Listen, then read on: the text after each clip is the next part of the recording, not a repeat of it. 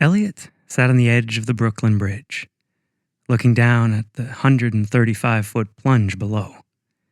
There were some stories of people surviving the fall, which is why he planned to go down head first. He looked down at his pale, doughy body with self-hatred. 24 years old, and no job, no girlfriend, no friends at all, in fact. Hooked on video games and porn.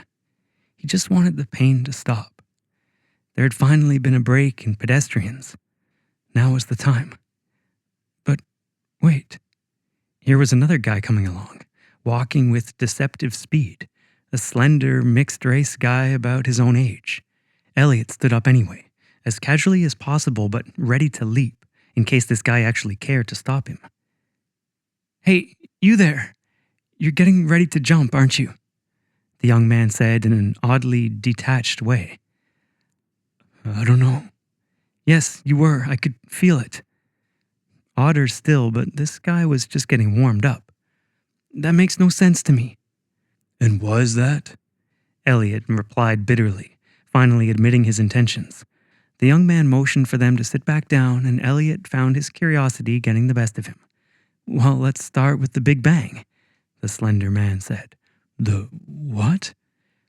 If those 13.8 billion years ago, the universe had expanded at a different rate of 10 to the 120th power, 10 followed by over 120 zeros, the universe would have either collapsed in on itself or expanded too quickly to form galaxies. If gravity had been weaker or stronger by a measure of 10 to the 60th power, galaxies also wouldn't have formed. There are similar constants such as the ratio of mass of protons to electrons that, if different by a similar infinitesimal amount, would not allow for any kind of life. "What does that have to do with my jumping off this bridge?" "Hang on, we haven't gotten to Earth yet. As you probably know, Earth had to exist in a very specific habitable zone in terms of its distance from the sun. We needed our moon to be the right size and distance to help stabilize our rotation, and therefore our weather to allow for life. We also had to have a large planet like Jupiter, farther out in the solar system to draw in large meteors and asteroids, with its gravity to keep cosmic collisions to a minimum." The young man seemed to be gathering his thoughts for a moment. "Where was I again?" he asked. "Jupiter," Elliot replied. "Yes, so Jupiter, our moon, etc., did their thing, and life started to form. Our forebears then had to survive over 5 mass extinction events, including the Permian extinction 245 million years ago, which wiped out 90% of life. In fact, 99.9% of life forms on Earth are now extinct. That is on top of the several close calls the human species itself has had, getting down to as low as only a couple thousand people left in the world at times. All of this to create you, a collection of over 35 trillion cells, each one more complex than a planet. The result of hundreds of millions of years of evolution in their own right, all containing 1.8 meters worth of DNA, producing over 100,000 different chemicals, and performing hundreds of millions of chemical reactions per second, creating 78 different synergistic organs. You are the only organism truly free to create its own destiny, to create achingly beautiful music, to create innovations to alleviate suffering for millions, or soar to the stars. The most elaborate, sophisticated thing the universe has ever created. Well, you and the other 100 billion or so people who have ever lived." Elliot had to laugh, for the first time in months. "I can't do any of those things you mentioned, with my 35 trillion cells," Elliot said. "I'm not much good at anything. How about you?" Joel paused. "Yes, I am. I've invented medicines that will save or help millions of people. Oh, and I figure I'm the strongest person who ever lived."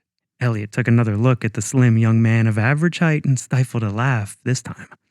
"Doesn't sound like I'll ever be able to do the stuff you can." "No, you won't. That's true." Now Elliot did laugh again. He found the candor oddly refreshing, even as he wondered if he was listening to the ramblings of a madman. "But the average person has only achieved a tiny fraction of his potential," he continued. "And based on what you've said, I'd say you're below average in that regard." "You're absolutely fucking right," Elliot said, with a smile that again surprised himself. But as you work on yourself, could you do anything to help people in the meantime? To take the focus off yourself for a while? To remind yourself that no one is useless? I mean, could you serve at a soup kitchen or carry lumber at a worksite building homes for the poor? Yeah, I could. It's a good idea. Sounds like I'll never be able to help people as much as you, though. Funny you should mention that. I was just walking back from trying and failing to help my father, or sperm donor, whatever you'd call him. Joel briefly reviewed his father's drug problem and wretched circumstances. I'm sorry, Elliot said simply. Do you have a mom and dad who love you?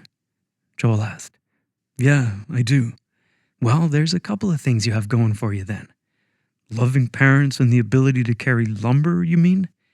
Joel nodded. It's a start. Yeah, you're right. Thank you. This has been a very unusual pep talk, but a good one. You saved my life today. Joel smiled. I'm glad. I'm sorry your dad didn't want your help right now, but maybe there are others in similar situations that do want your help. Joel nodded thoughtfully. I'm going to go see my parents and then go get treatment myself, Elliot said. Where are you off to? He asked.